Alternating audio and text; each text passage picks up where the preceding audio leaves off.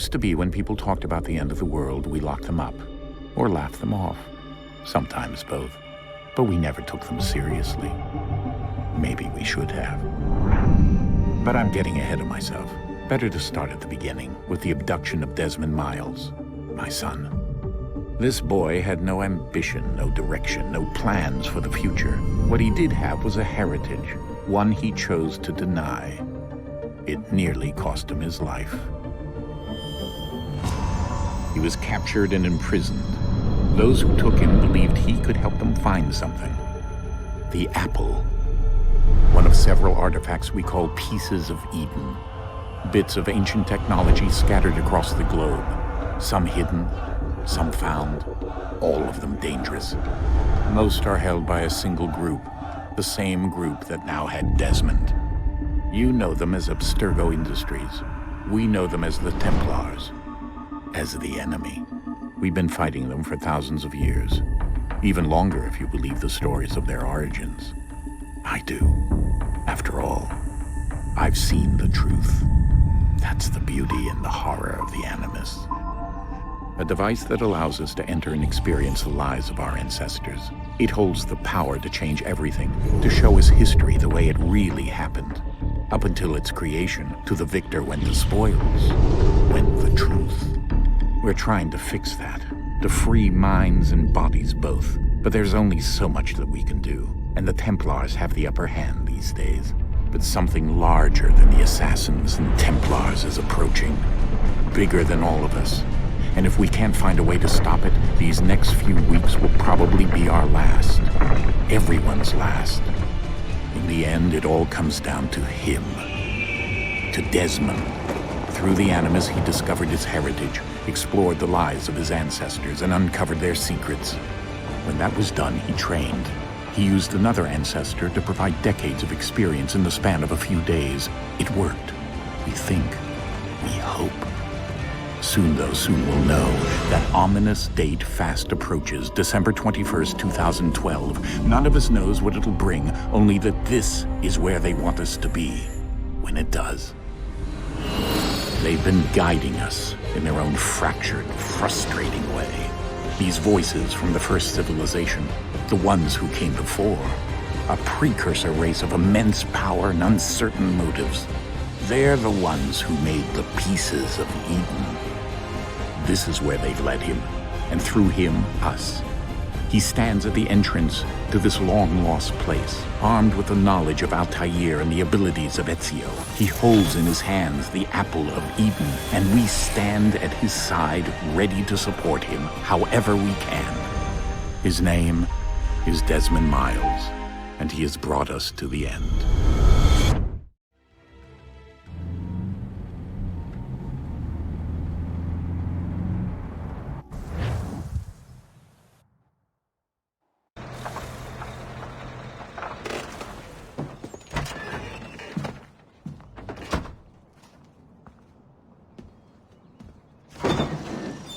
We're here.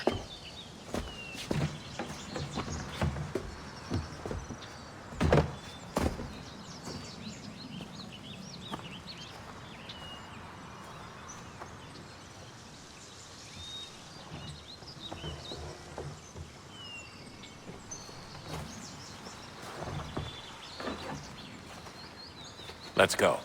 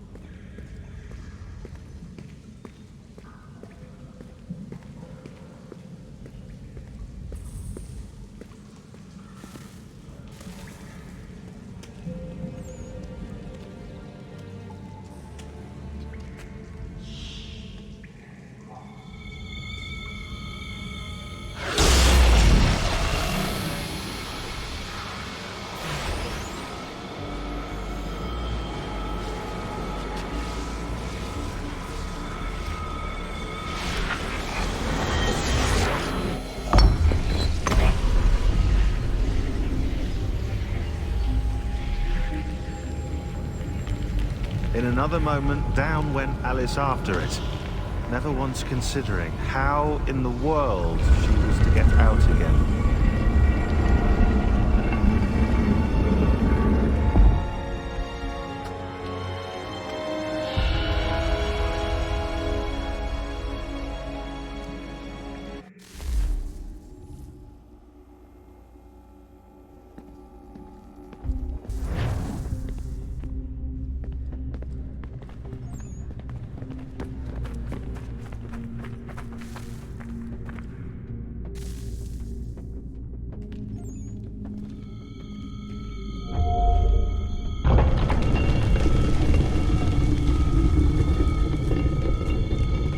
I think we're here.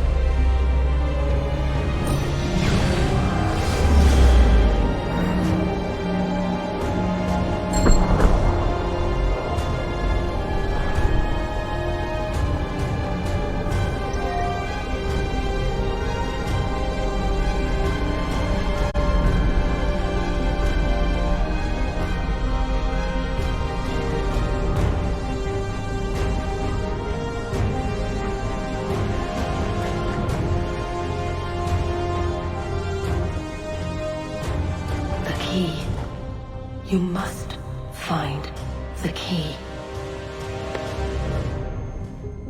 Son? Sir.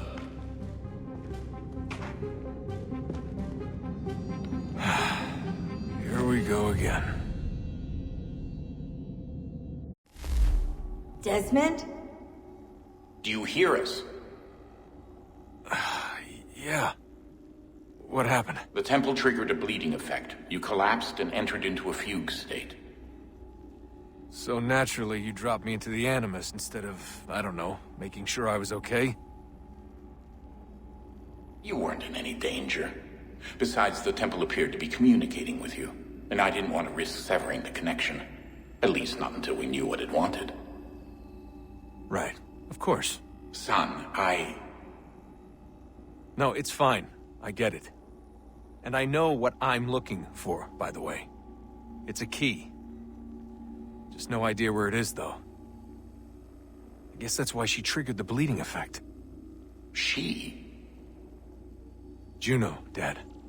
She's talking to me. Okay, Desmond. While you were, visiting Constantinople, we picked up a software update for the Animus. I'd like to run a couple of quick tests, make sure there aren't any major issues. All right. What do you need me to do? We'll start simple. Walk to the marker over there.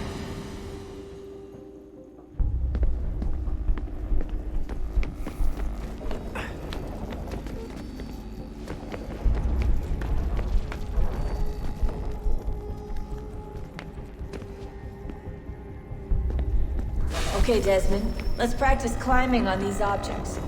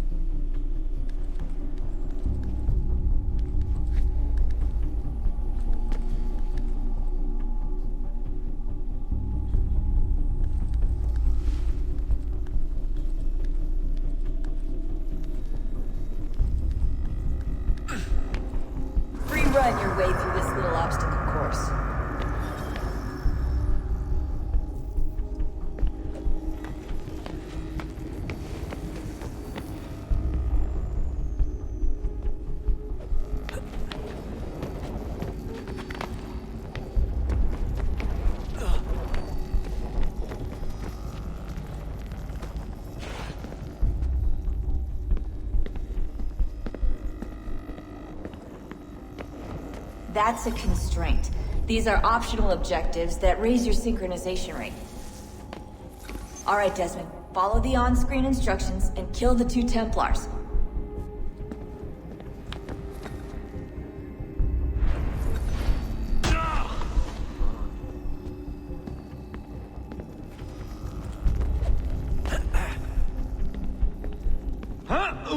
All you have to do here is jump the gap.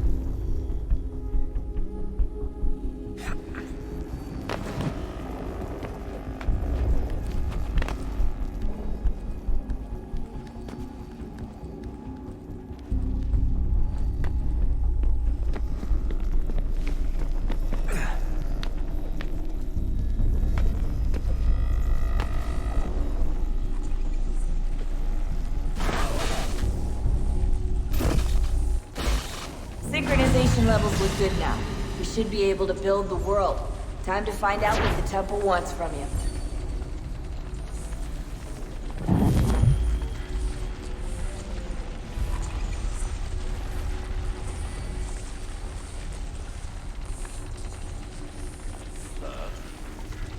Sir. Everything all right, sir? Yes, fine. I'm just preoccupied, that's all. Don't forget your invitation. Master Birch will be meeting you inside. Thank you. Where shall I retrieve you once you're done? Front of the Opera House. And be quick about it. Don't expect to be here long. I'll bring her round at once.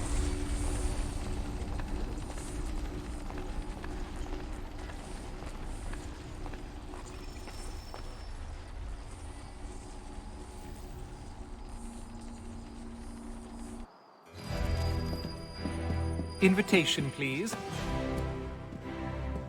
Shall I take your coat, sir?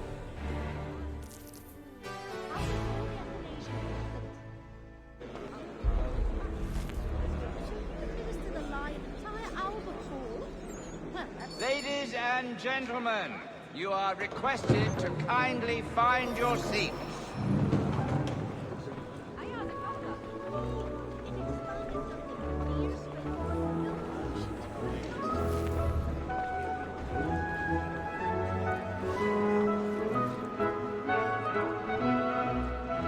Good evening, sir.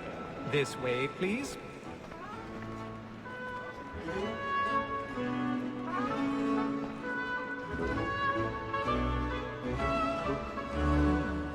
My apologies.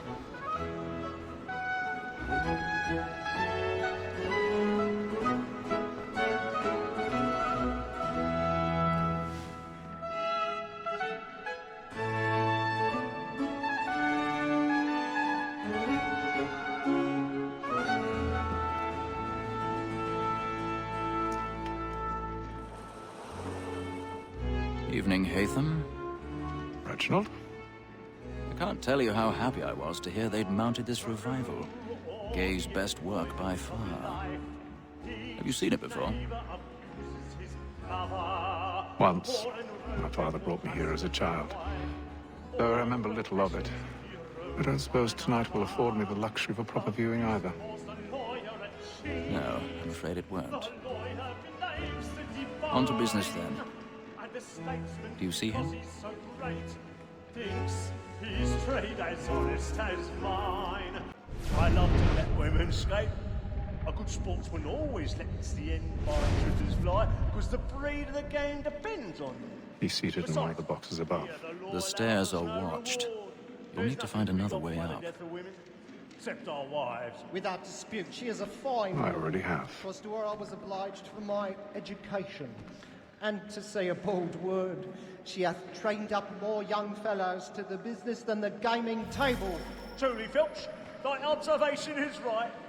We and the surgeons are more beholden to women than all the professions besides. 1,000 pardons. Black Mall at St. My Paul's apologies. trial comes on So in the sorry. afternoon, and she hopes you will order matters so as to bring her off. As the wench is very active and industrious, you may satisfy her that I'll soften the evidence. Tom Gag, sir, is found guilty. A lazy dog! When I took him the time before, I told him what he would come to if he did not mend his hand. This is death without reprieve. I may venture to book him. For Tom Gag, £40. Let Betty Sly know I'll save her from the transportation, if I can get more by her staying in England. Betty hath brought more goods into our locked here than any rival bank. And in truth, it is a pity to lose so good a customer. If none of the gang take her off, she may, in the common course of business, live her 12 months longer. I love to let women escape. A good sportsman always lets the end his fly, because the breed of the game depends on them. Besides, here the law allows us no reward. There's nothing to be got by the death of women, except our wives. Without dispute, she is a fine woman. Was to her I was obliged for my education. And to say a bold word. 'Tis woman that seduces all mankind. I grow we first before our reading.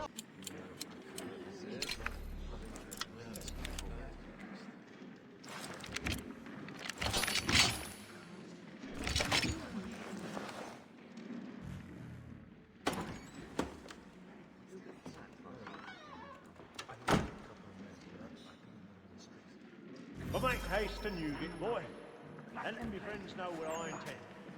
For I love to make them easy one way or other. When a gentleman is long kept in suspense, penitence may break his spirit ever after. Besides, certainty gives a man a good air upon his trial, and makes him risk another without fear of it. But all away, for 'tis a pleasure to be the messenger of comfort to friends in affliction.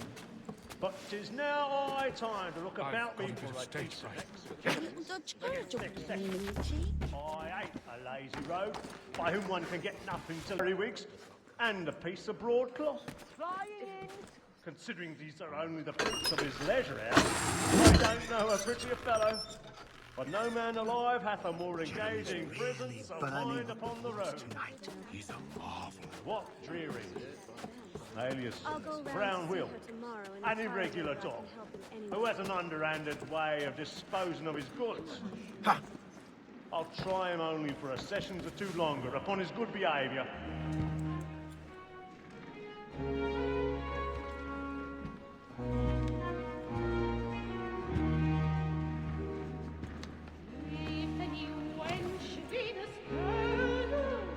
Haytham. You should have come to me. We would have found another way. Yes. But then you would have known. For what it's worth, I'm sorry. As am I.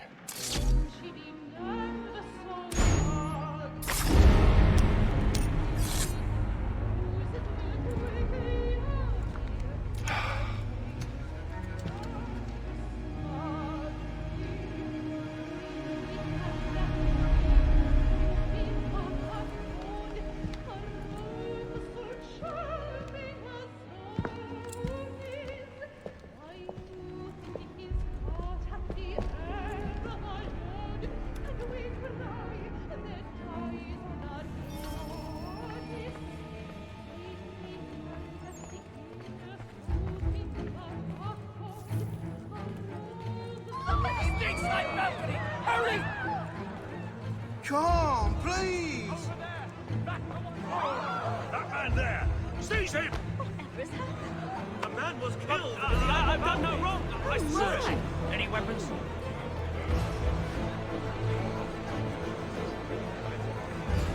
I beg your pardon. Could you not proceed, please? Peace, friends. There is no danger. There is a Order. I can't get out of here fast enough.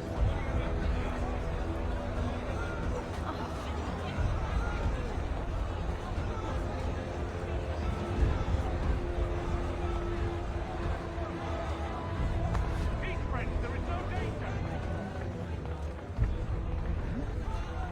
Order. We must have order.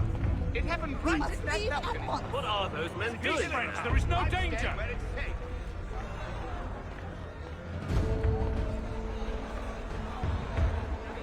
Move! Move!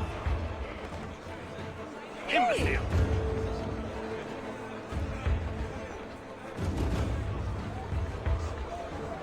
Where are you going?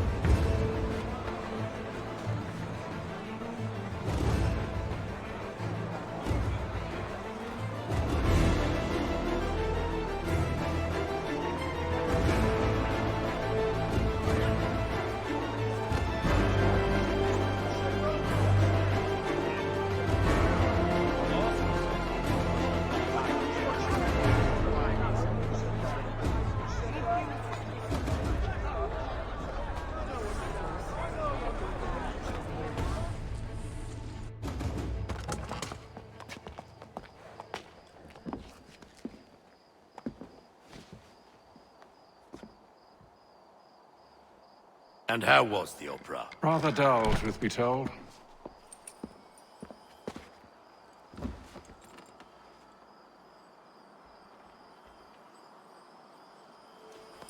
Shall we be off then? Aye. To Fleet and Bride. By your command.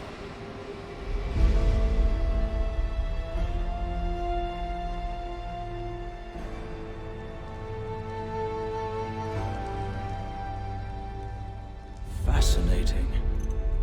Gentlemen, I hold in my hand a key. And if this book is to be believed, it will open the doors of a storehouse built by those who came before. Ah, yes. Those who ruled, reigned, and vanished from the world. Do we know what it is that to be held within? It could contain certain knowledge. Perhaps a weapon, or something as yet unknown, unfathomable in its construction and purpose. It could be any of these things, or none of them. They are still an enigma, these precursors. But of one thing I am certain. Whatever waits behind those doors shall prove a great boon to us all. Or our enemies, should they find it first.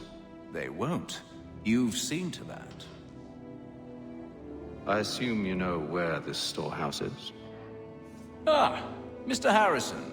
Gentlemen, How fare your calculations? I believe the site lies somewhere within this region. That's a lot of ground to cover. My apologies. Were that I could be more accurate. That's all right. It suffices for a start. And that is why we've called you here, Master Kenway. We'd like for you to travel to America, locate the storehouse, and take possession of its contents. I'm yours to command, although a job of this magnitude will require more than just myself. Of course.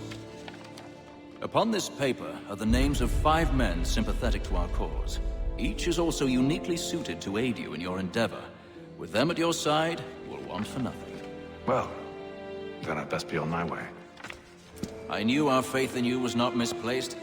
We've booked you passage to Boston. Your ship leaves at dawn. Go forth, Hatham, and bring honor to us all.